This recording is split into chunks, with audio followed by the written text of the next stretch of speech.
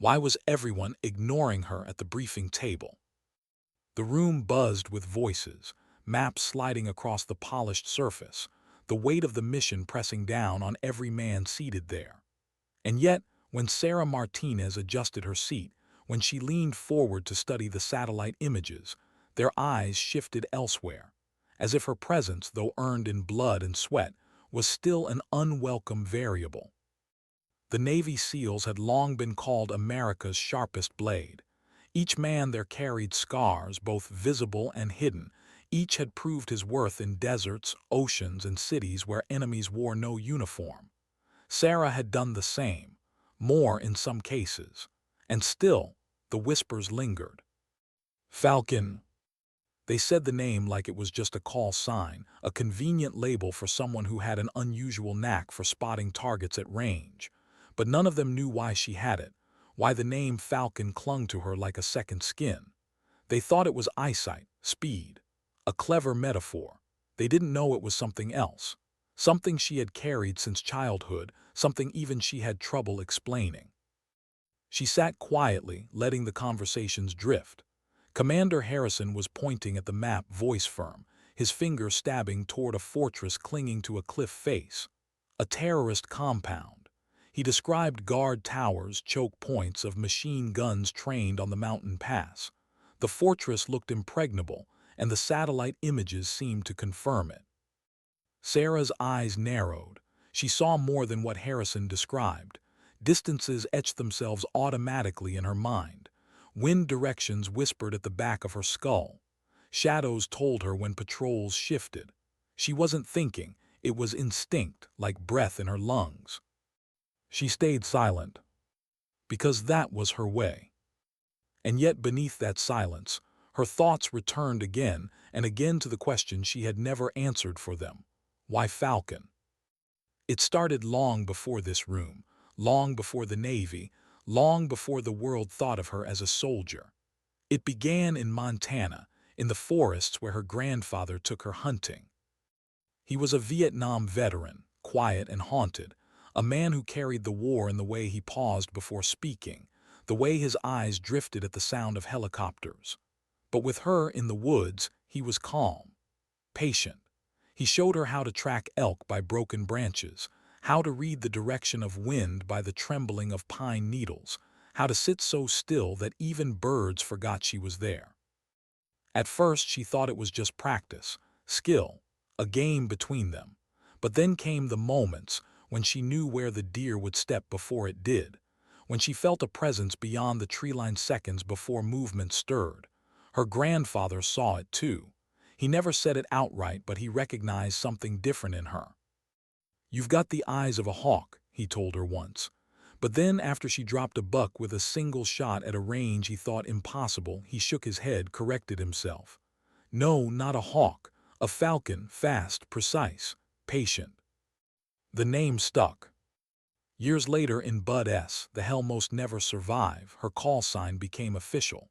She endured everything they threw at her, the drills meant to break minds, the nights of cold Pacific surf tearing at her bones, the ridicule from instructors who spat at the idea of a woman standing in their ranks. But she never yielded. She didn't waste breath arguing. She let the call sign rise again. Falcon. And yet even then, no one knew the truth. The commander's voice snapped her back to the present briefing. We need eyes on target, close enough to confirm weapons movement, close enough to confirm numbers.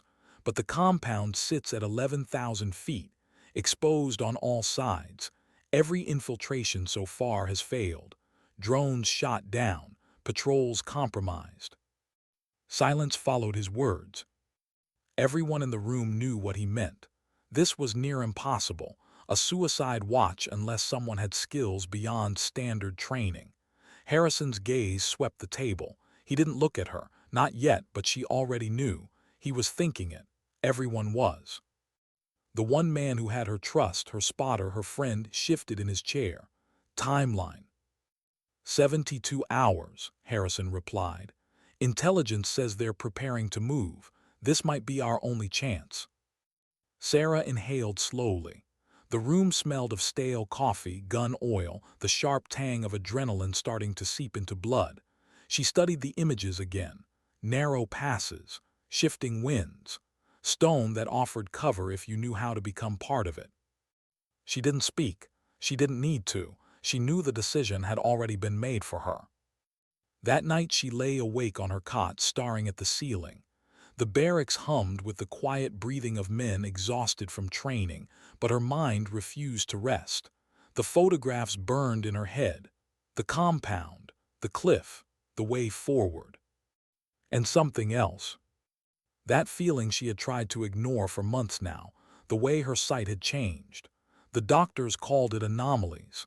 Superhuman acuity, they said, as if numbers on a chart could explain how she could see heat signatures without goggles, how she could adapt to darkness without aid. But there was more, things she hadn't told the doctors. The guard who walked into her scope seconds before he actually did. The vehicle she saw rounding a corner before headlights appeared. She tried to convince herself it was instinct, subconscious calculation, but deep down she knew it was. It was something else, something that explanation. She sat up in her bunk, staring out through the narrow window at the night sky. Stars glittered sharp and bright, too bright. She could see patterns others couldn't, and with every passing mission it grew stronger. She whispered to herself, words no one else could hear, "Why me?" No answer came, only silence. But she remembered her grandfather again, his words after one hunting trip long ago. Sometimes, gifts don't feel like gifts at all.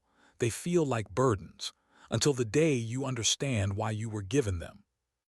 Her chest tightened. Maybe that day was coming. 2 days later, as the helicopter's rotors thrashed mountain air and the team prepared for insertion, Sarah gripped her rifle, custom-made, balanced to her hands. It had never failed her. She checked the scope, adjusted her vest, felt the weight of her responsibility pressing heavier than the gear on her shoulders. Leaned close, speaking under the roar, "You good, Falcon?" She gave a single nod, but inside her heart hammered. Because she knew what the others didn't. This mission would test her in ways none of them understood, and by the time it was over, they would. They would know why she was Falcon. And once they knew, nothing would ever be the same. The mountain air cut into their lungs like knives. Every step upward felt heavier than the last. Packs bit into shoulders, boots crunched over loose stone, and silence became their only language. They had been moving for hours, inserted 20 miles from the target.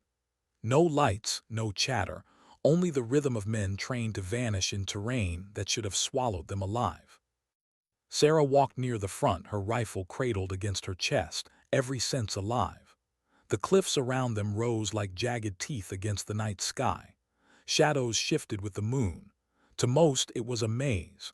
To her, it was a map, each stone, each wind current, each ridge line offering information no one else could see.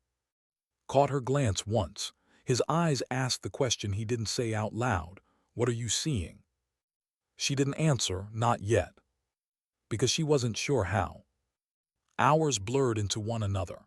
They moved only at night, sheltering during the day in caves and outcroppings, letting the thin air mask their presence. The compound lay ahead, 3 days climb away, but every inch demanded focus. By the second night, fatigue crept in, muttered curses under his breath, carrying more explosives than anyone else. Always quiet, checked his radio gear every hour like a ritual. Never strayed more than a few steps from Sarah, his loyalty disguised as routine. But Sarah, she was fighting a different battle. The changes in her vision weren't subtle anymore. She could see veins of quartz glittering under moonlight, details the others missed.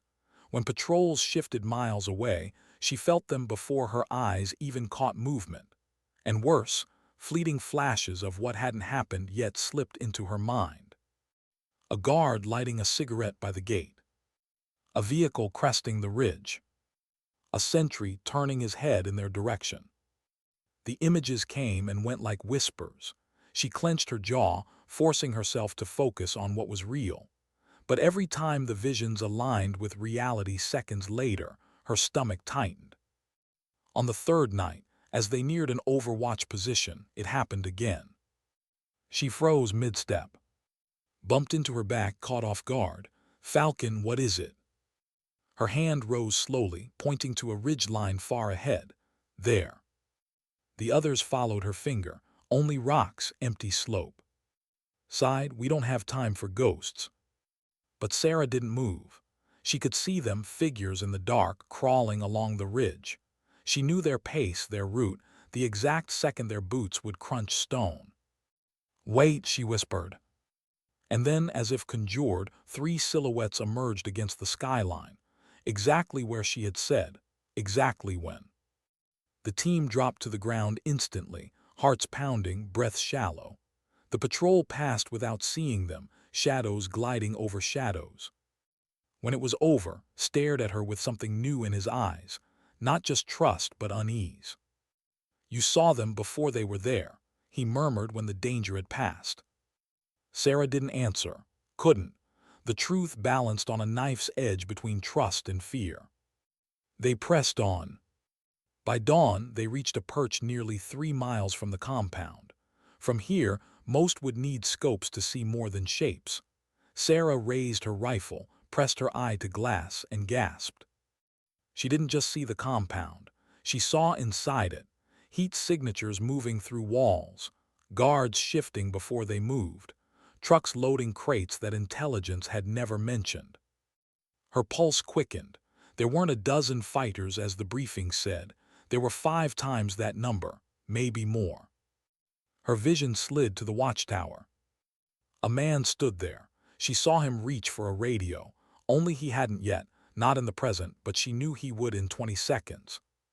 Her lips parted, and for the first time, she spoke aloud the truth she had buried for months. She whispered, "There's something I need to tell you about why they call me Falcon." He shifted closer, eyes narrowing. And she told him. Not everything, not yet, but enough. Enough for him to understand that her eyes weren't just sharp, that what she saw wasn't limited to the now, that sometimes she saw moments before they unfolded. Didn't laugh, he didn't scoff, he didn't accuse her of losing it. He just listened, silent and still. And when she finished, when her voice faded into the wind, he nodded once. "Then we do this together." It was the kind of answer only a true partner could give. Not blind belief, not doubt, just loyalty. But Sarah knew the others would need more than words. They would need proof. And the mountain was about to give it to them. That night, as the team took positions among rocks, Sarah kept her eye on the compound. She waited. She let the visions come. Then she whispered into the dark. "North Tower, guard in 15 seconds. Window, he'll scan west, then east." The others stiffened, skeptical. Seconds ticked by. And then, just as she said, the guard appeared, turned west, then east. Exactly, perfectly. A chill ran through them all. Muttered under his breath, "What the hell?" Said nothing, but the way his hand stilled on the radio told her enough. Didn't even look surprised.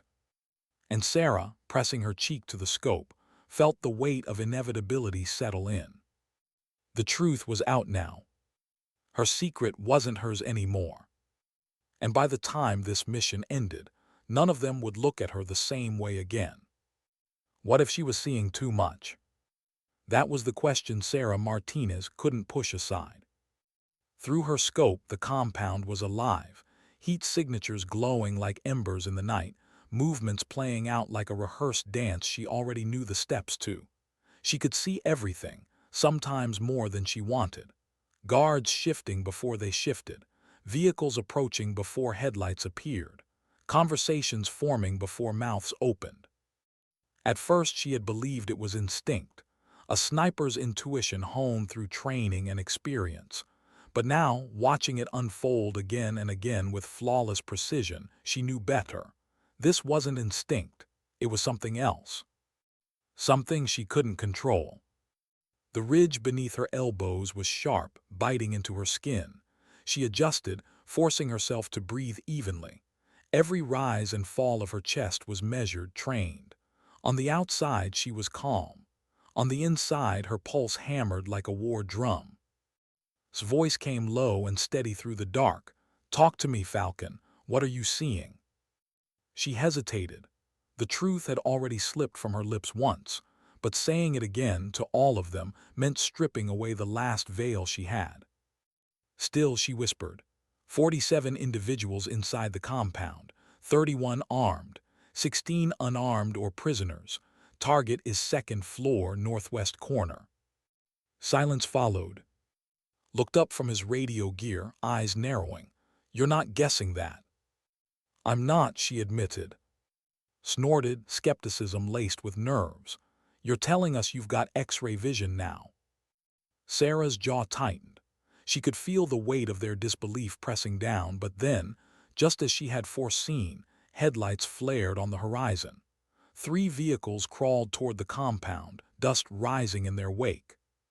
"3 trucks," she said quietly. "Weapons and chemicals. They'll park near the motor pool." The words had barely left her lips before the convoy rolled into view, exactly as described. The silence that followed was heavier than any firefight. Muttered something under his breath, not for her, not for anyone. A prayer, maybe. Broke it, his voice carried no disbelief, no awe, just calm. "Then we trust her, like we always have." But Sarah felt their stares even in the dark. She wasn't just Falcon anymore. She was something else, something they didn't have a name for. And that terrified her more than the enemy. Hours passed. The team rotated watch shifts, but Sarah never looked away. The compound moved like a living organism, every guard a heartbeat, every vehicle a breath. She could read it all, too well. And it was exhausting.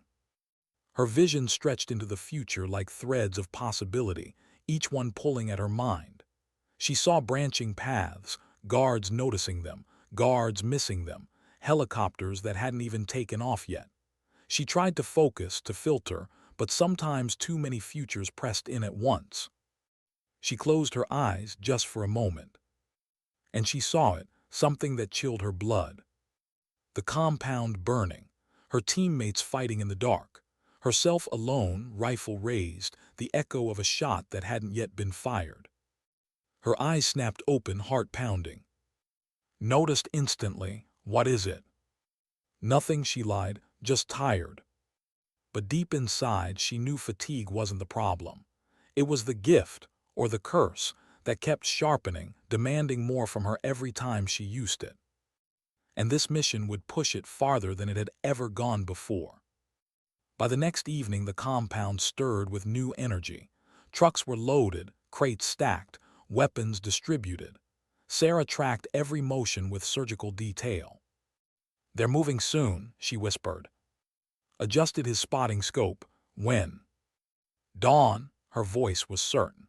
"But the leader will go to the communications room first, review messages, stand by the window for 17 seconds before leaving." His brow furrowed. 17. Sarah nodded, eyes never leaving her scope. 17 exactly. Swore softly. "This is insane, you're calling seconds now."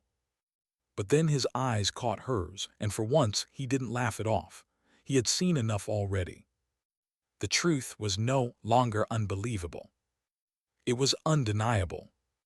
That night, as the others dozed in shifts, Sarah stayed awake. Sleep wouldn't come, not with everything pressing in. She thought of her grandfather again, the hunts in Montana, the silence of the woods, the patience of waiting.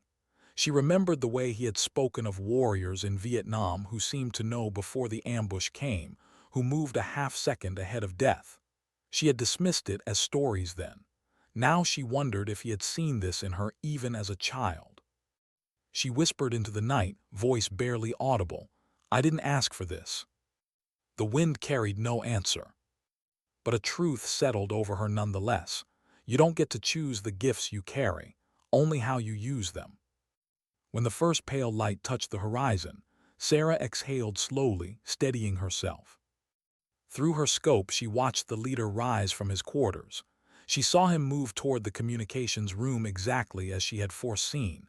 Each step unfolded like he paused at the desk, reviewed papers, reached for a radio, then turned, walking toward the window. Her breath slowed. Murmured beside her, "Range confirmed, wind calm, it's yours, Falcon." Her finger rested on the trigger. But she wasn't looking at him in the now. She was watching the sequence of what was about to happen, the pause at the window, the glance down into the valley, the 17 seconds that stretched into inevitability. She whispered, "Target acquired," taking the shot in 3, 2, 1. The rifle cracked. Time itself seemed to stop. Through the glass she saw the man collapse, center mass, perfect, just as she knew it would be. But her vision didn't stop there.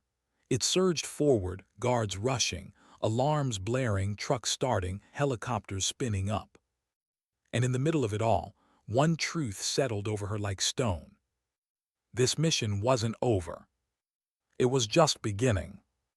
What happens after the shot? Every sniper knows the silence before the trigger pull. Every sniper knows the calm after recoil. But what Sarah Martinez saw wasn't silence. It wasn't calm.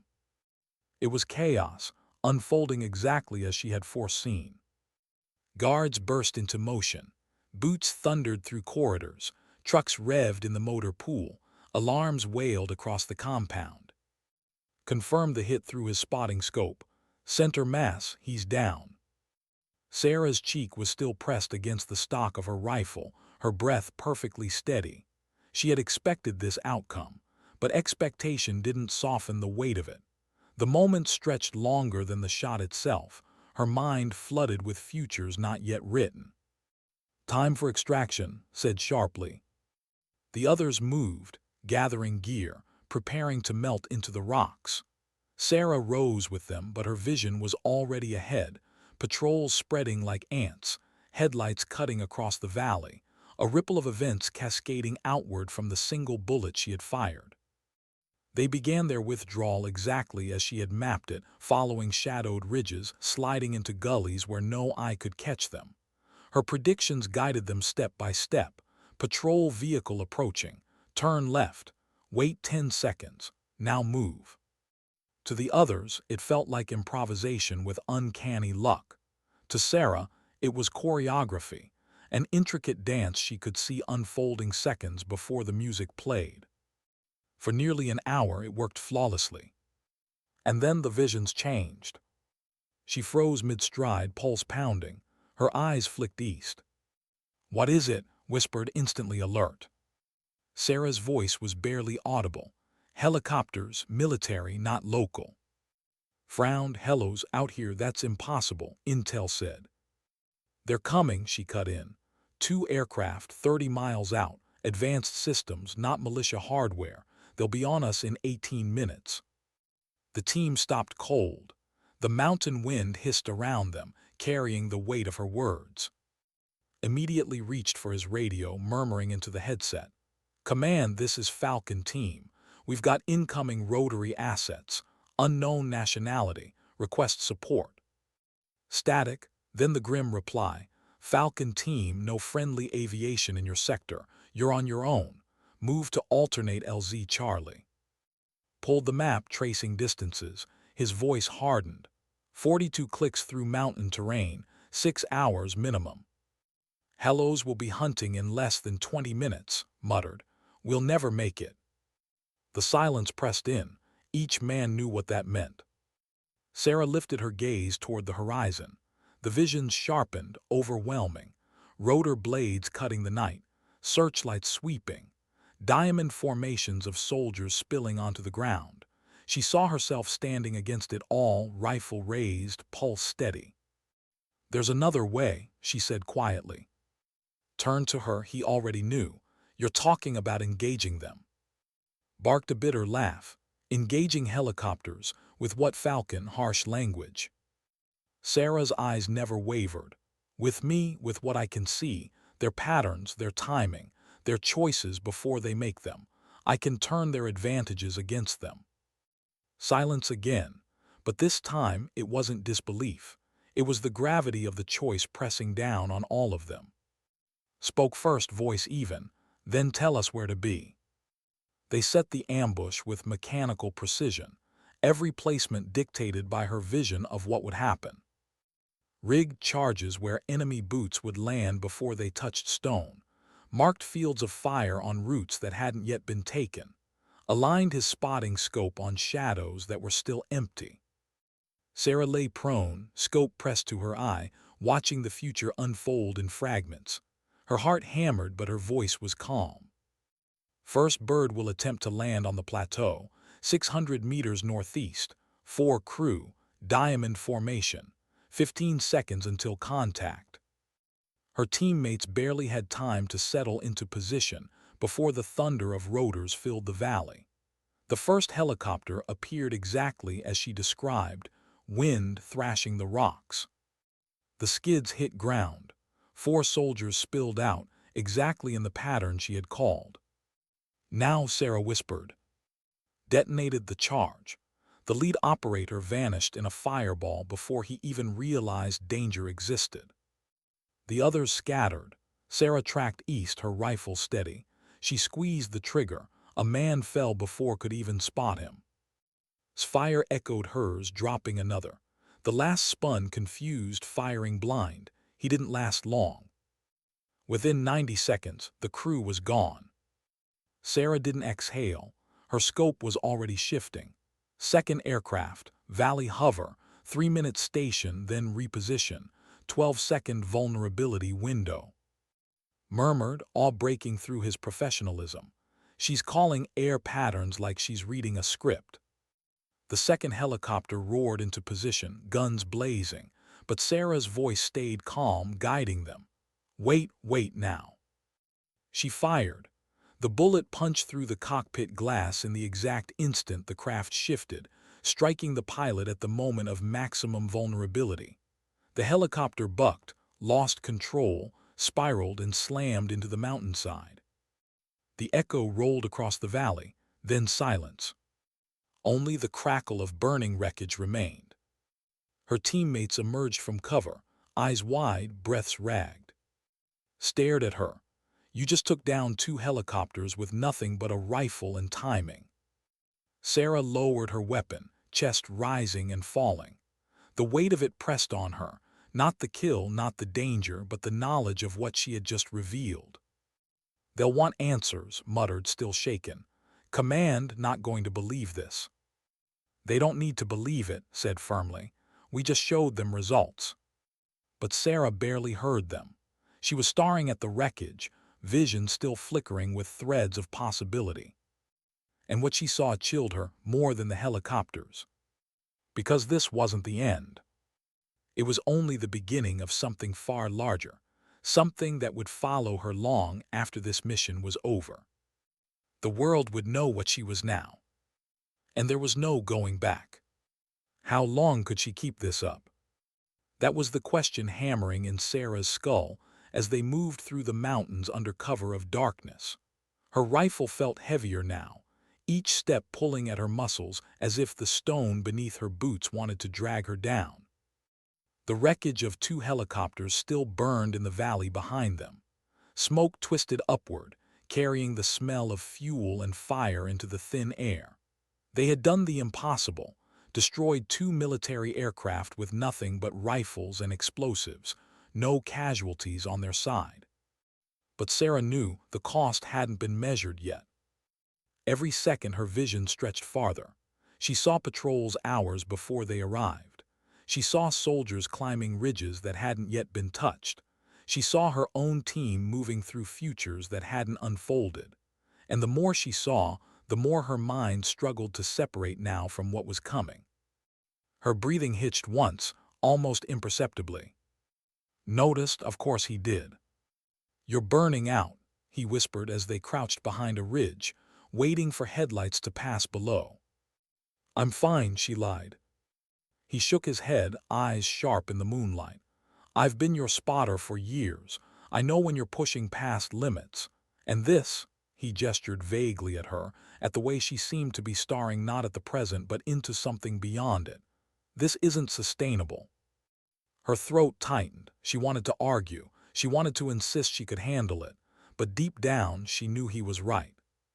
The more she used the gift, the heavier it became. Hours later, they pressed through a narrow ravine. Rocks loomed high on either side, black against the stars. Sarah froze mid-step. Hissed, "What now?" "Ambush ahead," she murmured. The others strained their eyes. The ravine was empty, silent. "When?" asked. 7 minutes, Sarah replied. "They'll be waiting just around that bend. Machine gun on the ridge, 2 rifles, 1 RPG. If we go forward, we're dead." Muttered, "And if you're wrong?" Sarah didn't answer, she just stared.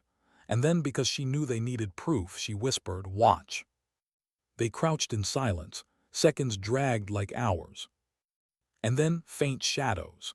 Figures slipping into place exactly where she said. The long barrel of a machine gun. The glint of a launcher. Men whispering in a language they couldn't hear but Sarah somehow already knew. Swore under his breath, "Jesus Christ." Leaned close to Sarah, his voice low. "Options." Her eyes darted, threads of probability unraveling in her mind. "We circle south. It'll take 2 extra hours, but it avoids the kill zone. If we try to fight through, we'll lose someone, maybe more than one." Didn't hesitate, south it is. No one argued, not after what they'd just seen. They moved, shadows slipping through the stone. Behind them, the ambush remained unaware, waiting for prey that never came. By dawn, exhaustion gnawed at every muscle. Their bodies had adapted to hardship, but fatigue was universal. The thin air burned their lungs, and the weight of silence pressed on them like stone. Sarah staggered once, catching herself on a rock. His hand gripped her shoulder instantly. "Falcon." "I'm fine," she repeated. But she was. Visions swarmed around her, too many at once. Branching paths of what could happen, what might happen, all tangled together. Patrols that never appeared. Shots that never fired. Explosions that never came. She couldn't shut them out, couldn't filter. Her hands trembled slightly as she steadied her rifle. Saw it, his eyes softened, but his voice was firm. "You can't carry this alone." She looked at him then, really looked, and for a moment the weight cracked her composure. "I don't know how much longer I can keep it straight. Sometimes I don't know if I'm remembering what happened or what hasn't happened yet. It's all blending." The confession hung in the air, raw and unguarded. Squeezed her shoulder, "Then let us carry it with you." It was a simple sentence, but it struck deep. Because that was the part she feared most. Not death, not failure, but being alone in this. Being reduced to nothing but a weapon the military could point at a target. By midday, they reached overlooking their alternate extraction zone. No helicopters yet, just silence.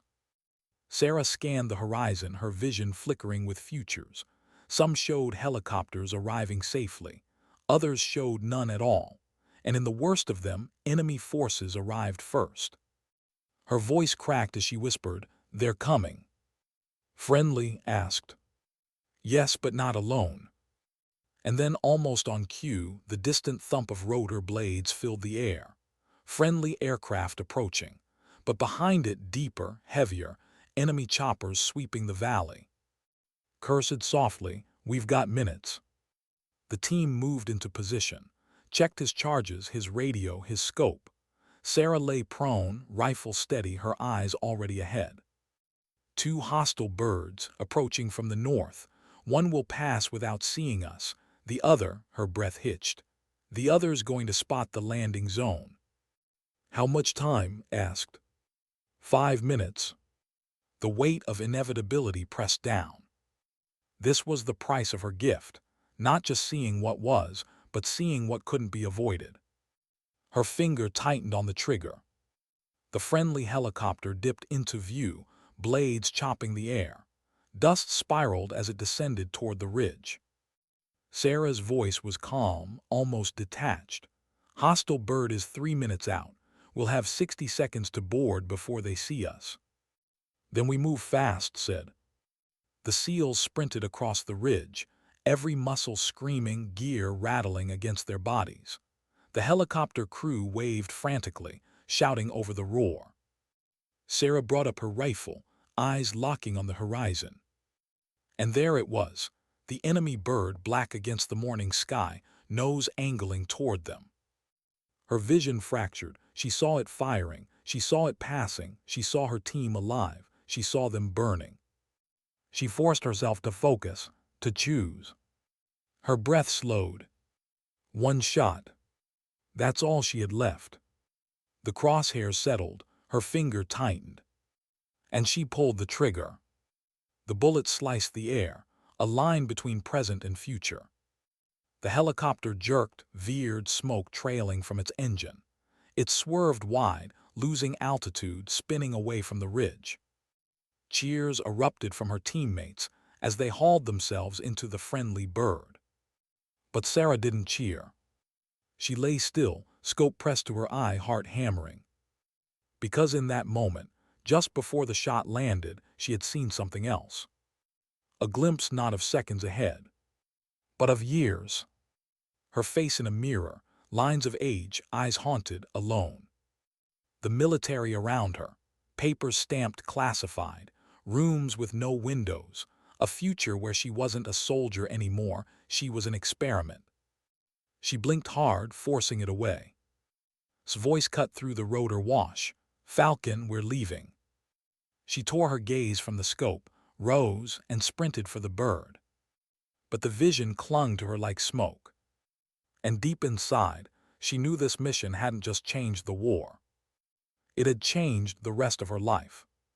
What happens when the war follows you home? The helicopter roared through thin mountain air, carrying them away from the smoke and fire of the compound. Dust still clung to their faces, sweat burned their eyes, but no one spoke. The team sat in silence, weapons across their laps, every man lost in the storm of what they had just witnessed.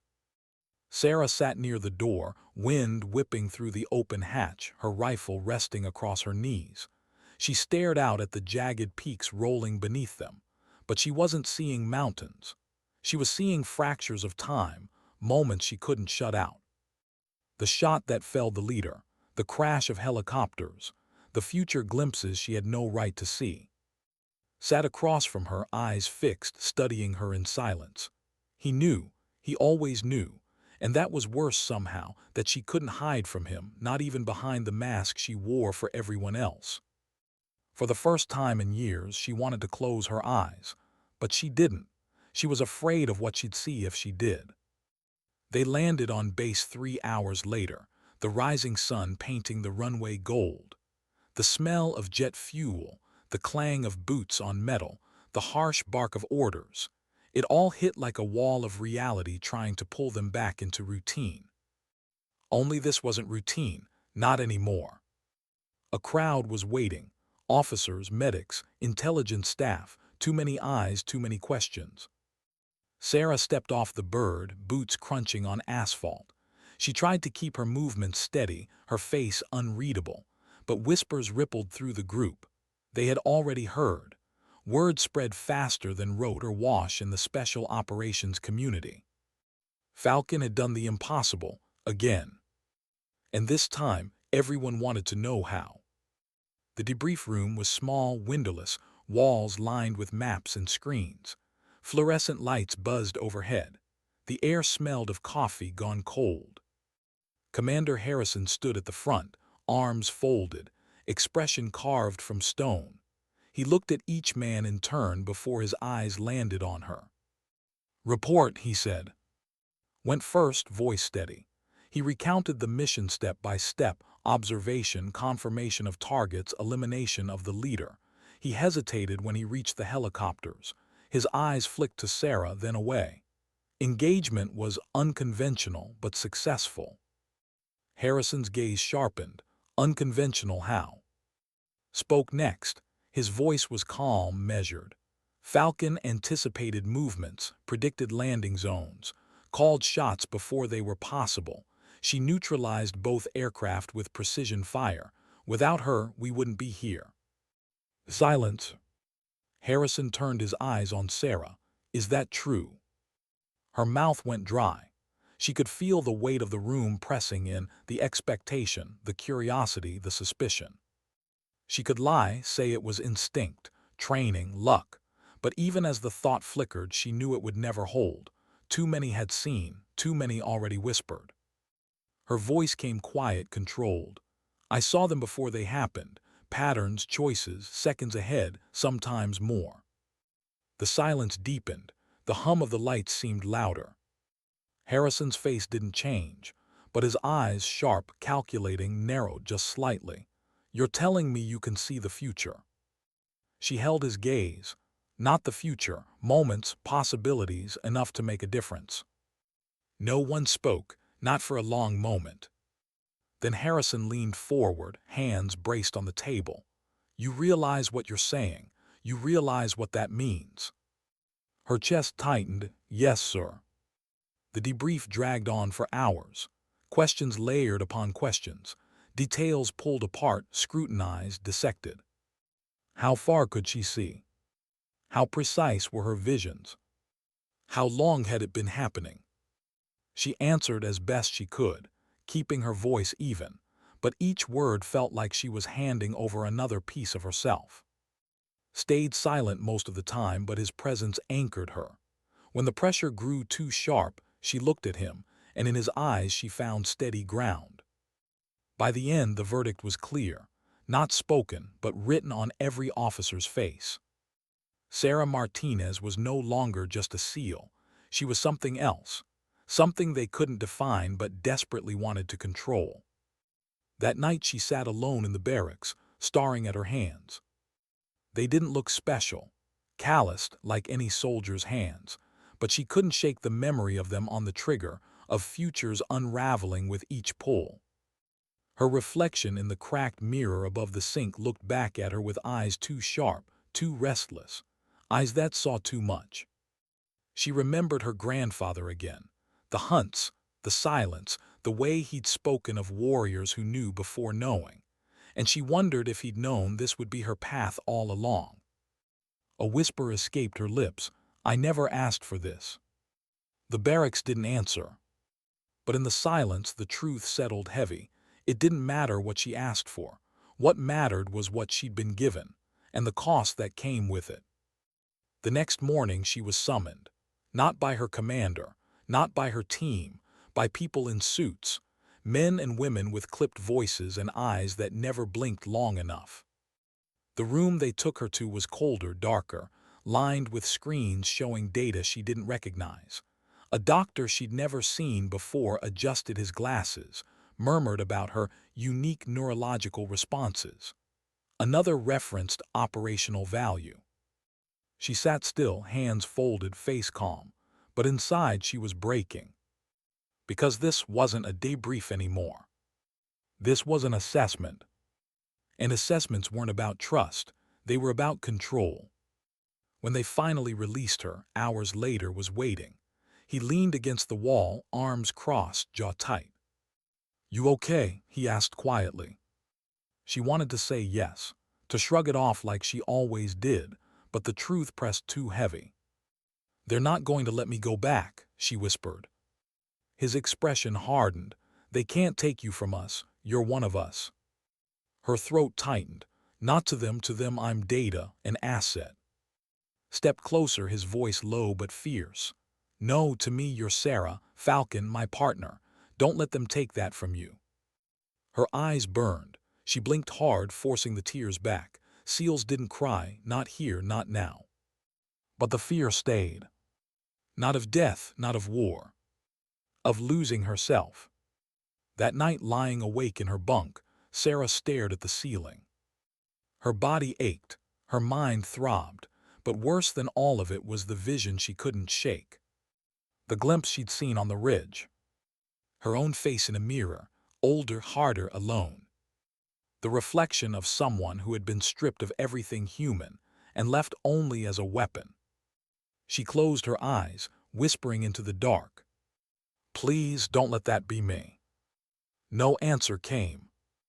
Only silence. and the weight of inevitability pressing closer with every breath.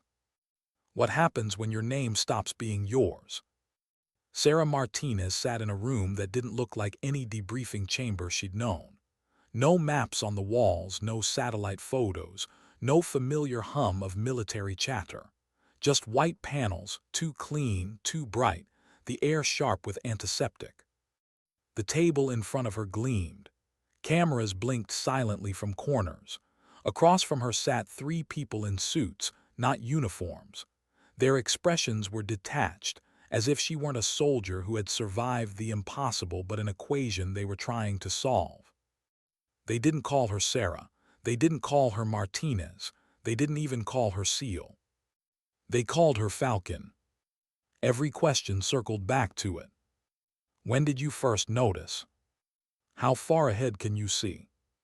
What stimuli trigger the visions? They spoke clinical words like neurological anomaly and temporal processing. They spoke as though the firefights, the blood, the men she'd saved weren't real, just side effects of a test subject in the field.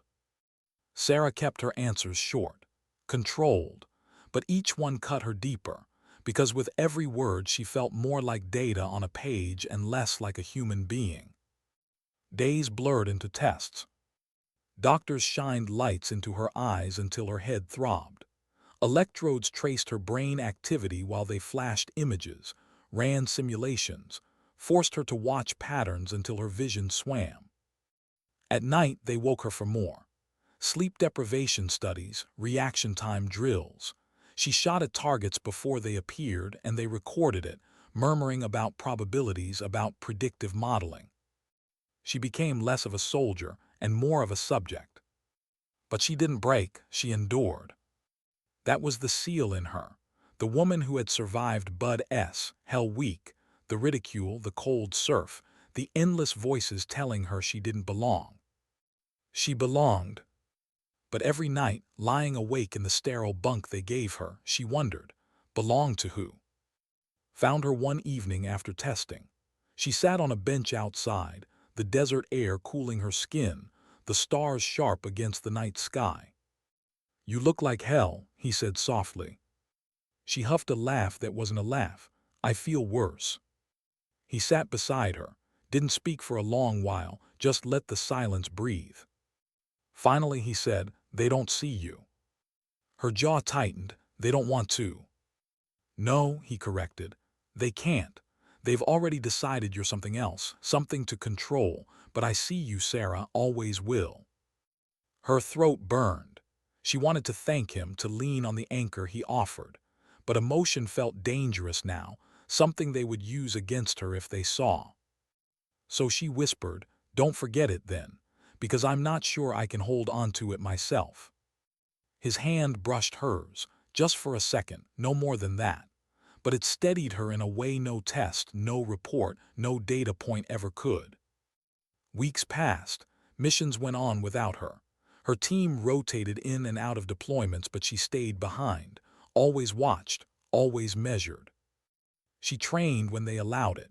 She ran laps until her lungs burned, lifted weights until her arms shook, fired round after round until her shoulder ached.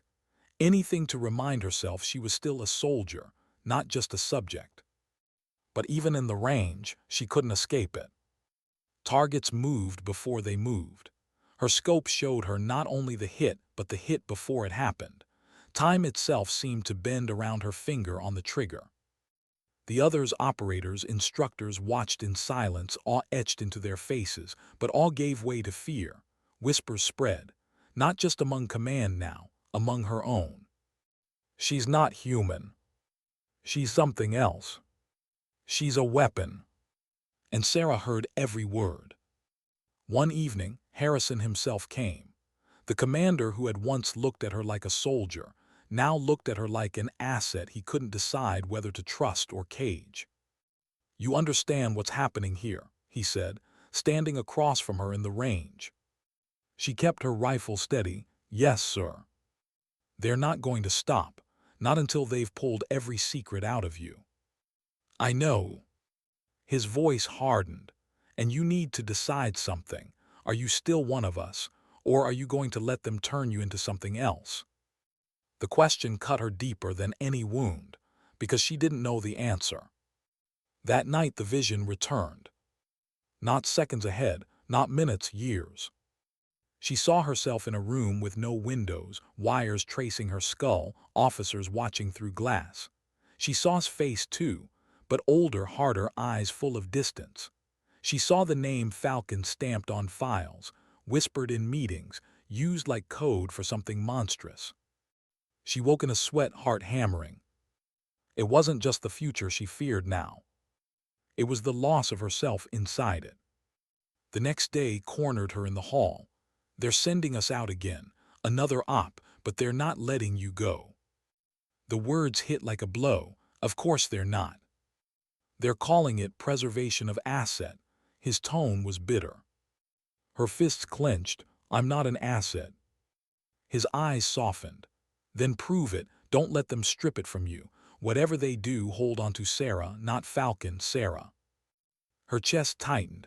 For a moment she almost broke, almost let the tears come. But she swallowed them, turned her face to stone. Because if they saw her crack, they'd know how to break her. Still, when walked away, she whispered after him, so quiet he couldn't hear. Don't let me forget who I am. But deep down, she feared it was already happening. The name Falcon wasn't just a call sign anymore. It was becoming all she was allowed to be. And Sarah Martinez, the girl from Montana, the soldier who had fought to prove herself, was slipping away, piece by piece, into the silence. How much of yourself can you give before there's nothing left? That was the question Sarah carried as they led her into the operations center. Not the barracks, not the training fields. A place deeper, colder, where walls hummed with electricity and doors locked with codes she wasn't meant to know. Screens glowed with satellite feeds. Men in suits whispered over folders. Her name, no, not her name, her call sign, Falcon, stamped on every page. They didn't tell her why she was there. They didn't need to. She already knew. Another mission, but not hers, theirs. They wanted to use her eyes, her mind, her gift. She stood in front of the screen while a man in gray spoke in clipped tones.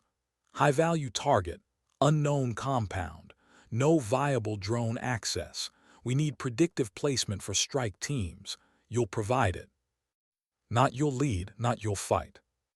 You'll provide it. Like a sensor, like a machine. Sarah said nothing. She studied the satellite images, her chest tight. The compound looked like all the others, stone, steel, men with guns. But her eyes didn't stop at the surface. They drifted into what hadn't happened yet. Guards walking routes not yet taken. Trucks arriving hours away. Deaths lined up like dominoes. She blinked hard, forcing it back. Was there, standing by the wall, jaw clenched. They hadn't let him speak, but his eyes spoke enough. Don't lose yourself in this. Don't let them strip you down to nothing. The man in gray tapped the screen. Falcon. She inhaled slowly, exhaled, and gave them what they wanted. Hours later, she sat alone in her quarters. The silence was louder than gunfire. Her hands trembled when she pressed them together, not from fear of battle, not from exhaustion, from the emptiness. The missions used to mean something, her team, her country, the bond of soldiers who trusted each other with their lives. Now it felt like she was standing outside herself, watching a ghost. She whispered into the dark, "Who am I now?" No answer came. When the call came, she knew before they said it. A mission had gone sideways. The strike team she'd predicted for had been ambushed anyway. Because even her visions weren't perfect. They dragged her back into the operations center, voices sharp, questions fired like bullets. You said the patrols wouldn't cross that sector. You missed the vehicle movement. You cost us time. Sarah sat in silence. Every accusation cut, but none deeper than the truth. They didn't see her as human anymore. Slammed his fist against the table. She saved more lives than you'll ever count. You wouldn't even have teams left without her. The room fell silent. Sarah's eyes met his. For the first time in weeks, she saw not just anger but loyalty, unbroken, unshaken. And in that moment, she made a choice. That night, she slipped into the range alone. The rifle felt like home again, cold steel against her shoulder. She sighted the targets, each one just a shadow against dim light. She didn't fire right away. She let her breath slow. And the visions came. Not of targets, not of missions, of herself. The girl in Montana, kneeling beside her grandfather, learning to wait in silence. The recruit in Bud S, carrying boats across sand, refusing to quit when they screamed at her. The sniper in Afghanistan, steady on saving lives with a single shot. Not Falcon, Sarah. For the first time in months, the name filled her chest like oxygen. She lowered the rifle. The next morning, she walked into the operations center. The men in suits looked up, expecting reports, predictions, numbers. Instead, she laid her rifle on the table. Their eyes widened. "I'm not your censor," she said quietly. Her voice didn't shake. "I'm not your experiment. I'm a soldier. My name is Sarah Martinez, and whatever gift I have, it's mine, not yours." The silence that followed was thunderous. One man sputtered, "You don't have the authority." But Harrison, standing in the corner, raised his hand. His eyes were unreadable. "She's right." The suits froze. Harrison stepped forward, his voice heavy but steady. "You can't order a soldier to stop being human, and if you try, you'll lose more than you'll gain." Sarah looked at him, searching his face for the man who had once commanded her in the field. And for the first time she saw it, the faint trace of respect, not for Falcon but for Sarah. Later found her outside, the sun burning low across the horizon. "You really did it," he murmured. She shrugged faintly. "I don't know what happens now." "Neither do I," his eyes softened. "But I know this. You reminded them you're more than a call sign, and you reminded me too." She let herself smile, just barely. It felt foreign, but it felt real. For once, the visions were quiet. Not gone, never gone, but quiet enough for her to breathe. As night fell, she sat alone, staring at the stars. The future was still out there, branches twisting, paths unfolding. She knew she would see them again, moments before they happened, choices before they were made. But she also knew something else now. She wasn't just Falcon. She was Sarah. And whatever came, missions, tests, wars, whispers, she would face it as herself. Because sometimes dignity doesn't speak. It simply acts.